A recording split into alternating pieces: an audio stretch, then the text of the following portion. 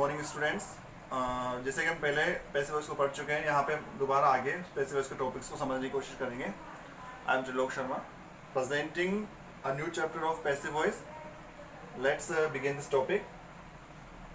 Then सबसे पहले इस साइड को देखने की कोशिश करेंगे कि यहाँ पर पैसिव वॉइस जो कन्वर्ट होता है, एक्टिव वॉइस जब पैसिव वॉइस में कन्वर्ट होता है तो उसके फॉर्मूलेज लिखे हुए हैं, और यहाँ पर जो सामने है ब्लैक में वो आपको उनके एक एक सिंगल एग्जांपल्स लिखे हुए हैं, आप उसको देखें और समझने की कोशिश करें। फर्स्ट है had plus been plus verb की थर्ड फॉर्म। तो स्टूडेंट्स आप यहाँ पे एक चीज नोटिस करें कि कौन से टेंस से रिलेटेड होगा। तो हेड पास्ट परफेक्ट में आता है, और पास्ट परफेक्ट टेंस का जब हम पैसिव वॉइस बनाते हैं तो वो हेड के पास बीन लगता है, तो उसका एक फॉर्मूला है कि हेड आएगा एंड हेड के बाद बीन लगाना है एंड ऑलवेज वर्ब की थर्ड फॉर्म का हमें यूज लेना है। तो for example the work had been finished by him. The work had been लगाया है, फिनिश्ड एंड बाय के साथ ऑब्जेक्ट आया ही का him.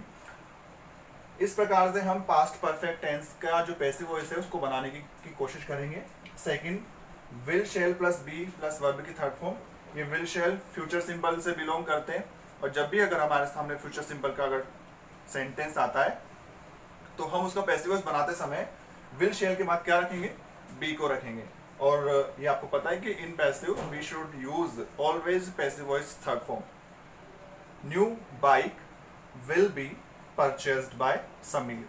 New bike subject, will के साथ बी का प्रयोग करा है, परचेज्ड वर्ब की थर्ड फॉर्म बाय लगा के Sameer. That is past perfect complete हो गया and after this future simple भी कंप्लीट हो गया। यहाँ पे next will shall plus have plus been plus verb की थर्ड फॉर्म और आएगा। ये है फ्यूचर परफेक्ट टेंस, जिसमें हम देखेंगे कि विल शेयर और हैव के साथ जब हम पैसिव में कन्वर्ट करेंगे तो बीन का प्रयोग करेंगे and we should use always verb की third form. For example the lesson will have been learn by me. जो लर्न आया है ये लर्न की थर्ड फॉर्म है एंड लेसन यहाँ पे सब्जेक्ट है, विल हैव के पास बीन का प्रयोग किया है, बाय लगा के आई का ऑब्जेक्ट लिखा है। तो स्टूडेंट्स यहाँ पर हमने टेंस के पार्ट को कंप्लीट कर लिया है। मेरे जो पहला जो पैसिव वॉइस का जो वीडियो था उसमें मैंने पास्ट कॉन्टिन्यूअस तक बताया था, उसके आगे past perfect, future simple and future perfect हमने यहाँ पे क्लियर कर लिया है। आफ्टर दिस हम थोड़ा सा आगे और बढ़ेंगे। तो एक मैंने सेंटेंस लिखा है throw the ball. It means ball को फेंको। थ्रो ये वर्ब की फर्स्ट फॉर्म होती है और the ball that is object. आपको ये ध्यान रखना है कि कुछ सेंटेंस होते हैं जिसमें हम ऑर्डर की फीलिंग होती है, रिक्वेस्ट की फीलिंग होती है, और हम इन सेंटेंसेस को इंग्लिश में इंपेरेटिव सेंटेंस बोलते हैं। तो थ्रो द बॉल, बॉल को फेंको, थ्रो जो है वर्ब की फर्स्ट फॉर्म है, द बॉल ऑब्जेक्ट। तो इसका जब हम पैसिव वॉइस बनाते हैं, ऐसे सेंटेंस अगर हमारे सामने आ जाए जो वर्ब की फर्स्ट फॉर्म से शुरू होते हैं, तो उसके जब हम पैसिव बनाते हैं तो वो जो पैसिव वॉइस बनेगा वो सबसे पहले लेट से स्टार्ट करना है। देखो हमने यहाँ पे लेट से स्टार्ट किया है, लेट, उसके बाद the ball that is object को हमने सब्जेक्ट में कन्वर्ट किया, लेट द बॉल। उसके जस्ट बाद हमें बी का प्रयोग करना है, तो let the ball be thrown, और इस थ्रो की वर्ब की थर्ड फॉर्म लगानी है। फिर दोबारा आप देखें, सबसे पहले लेट से स्टार्ट करेंगे, after this object will be subject, subject हो जाएगा, फिर बी लगाना है सब्जेक्ट के बाद, और थ्रो मतलब वर्ब की थर्ड फॉर्म का प्रयोग करना है। उसी प्रकार से कुछ वाक्य डू नॉट से स्टार्ट होते हैं। यहाँ पे हमने एक सेंटेंस दिया है, do not plug the flowers.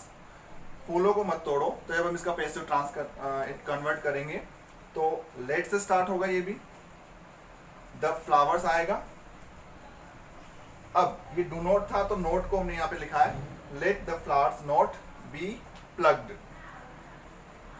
ये दो हमने इंपेरेटिव सेंटेंसेस लिए हैं। आगे दो और हमने लिए हैं, वो है इंट्रोगेटिव के। आपको पता है इंट्रोगेटिव के जो सेंटेंस होते हैं दो प्रकार के होते हैं, एक तो हेल्पिंग वर्ब से स्टार्ट होता है और एक WH वर्ड से स्टार्ट होता है, और बनाने में काफी इजी होता है जब इसका पैसिव वॉइस बनता है। फर्स्ट सेंटेंस देखें, इज शी कुकिंग फूड। अब ऐसे सेंटेंस में क्या होता है कि जैसे हेल्पिंग वर्ब पहले पता करेंगे हेल्पिंग वर्ब कौन सी लगी हुई है, तो इज। आपको ये पता होना चाहिए कि इज कौन से टेंस में आता है, इज प्रेजेंट कॉन्टिन्यूअस का टेंस में आता है, उसके साथ वर्ब की आईएनजी दैट इज कुकिंग में लगा हुआ है। तो इस प्रकार के सेंटेंस जो इंट्रोगेटिव होते हैं उनका पैसिव बनाने के लिए सबसे पहले हम हेल्पिंग वर्ब का प्रयोग करेंगे। जिस हेल्पिंग वर्ब से वो स्टार्ट हो रहा है वो नहीं लगानी है, लेकिन जो ऑब्जेक्ट के अकॉर्डिंग जो लगने वाली जो सब्जेक्ट बनेगा उसके अकॉर्डिंग लगाना है। यहाँ पे इज है तो हमें ये पता होना चाहिए कि इज जैसे कि सिम प्रेजेंट कॉन्टिन्यूस में होता है। अब प्रेजेंट कॉन्टिन्यूस जो टेंस है उसका जो पैसिव वॉइस बनाते हैं तो प्रेजेंट कॉन्टिन्यूस टेंस में ही बनता है। जैसे is am are plus verb की आईएनजी फॉर्म अगर आ रही है तो उसका passive voice is am are plus being plus verb की थर्ड फॉर्म होगा। उसी प्रकार से ही यहाँ पे इज एम आर का प्रयोग हो रहा है तो प्रेजेंट कॉन्टिन्यूस का टेंस है और प्रेजेंट कॉन्टिन्यूस का जो पैसिव है वो इसी में रहेगा। तो इज के स्थान पर इज आया, वो क्यों आया? बिकॉज यहाँ पे जो इज था वो शी के अकॉर्डिंग लग रहा है, लेकिन जब हमने इसको पैसिव बनाया है तो फूड आगे आ गया और फूड सिंगुलर है तो उसके अकॉर्डिंग हमने यहाँ पे इज का प्रयोग किया है। तो इज की प्लेस पे हमने इज ही रखा है अकॉर्डिंग टू फूड। फिर हमने बीइंग लगाया है, कुकिंग का जो आईएनजी है उसको बीइंग में कन्वर्ट किया है और जो रेस्ट पार्ट बचा हुआ है उसको कुक्ड वर्ब की थर्ड फॉर्म बना दिया है और बाय लगा के हर जो शी है उसका ऑब्जेक्ट वहां पे हमने हर लिखा है।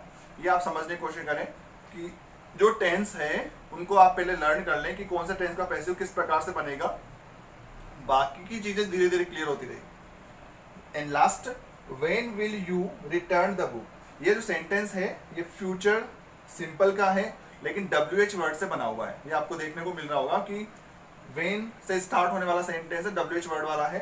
तो इसमें क्या होता है स्टूडेंट्स की जो व्हेन है WH वर्ड है वो अपनी जगह पर ही रहेगा। ये बात ध्यान रखें, जिस जगह पर व्हेन आया है या कुछ और वर्ड आते हैं वो अपनी जगह पर रहेंगे। आगे का जो भी होने वाला है जो वो अकॉर्डिंग टू हेल्पिंग वर्ब वाला जो क्वेश्चन होता है जैसे हमने इसमें किया था इज वाले में उसे अकॉर्डिंग रहेगा। जैसे कि एग्जाम्पल के अकॉर्डिंग समझें तो कि when will you return the book, when की जैसे आया आगे था इसमें यू, रिटर्न द बुक तो द बुक सबसे द बुक जो है वो हमने यहाँ पे लिखा है, लेकिन इसके साथ जो आने वाला है हेल्पिंग वर्ब वो विल है तो व्हेन विल ये स्टार्टिंग में आएंगे। फिर द बुक के बाद फिर विल भी जो हम बनाते हैं फ्यूचर कॉन्टिन्यूस में तो बी लग जाएगा और रिटर्न की थर्ड फॉर्म बाय लगा करके हम यहाँ पे यू का प्रयोग करेंगे। तो ये सारी चीजें आप लोगों को अंडरस्टैंड करनी पड़ेगी। फिर भी अगर आपके कोई चीज समझ में नहीं आ रही हो तो आप कमेंट बॉक्स में जाकर के वहाँ पे कमेंट करें, क्वेश्चन करें, उस पर हम डिस्कस करेंगे और फिर नेक्स्ट जो हम बात करेंगे जो भी हम स्टडी करेंगे उस पर उसको समझने की कोशिश करेंगे।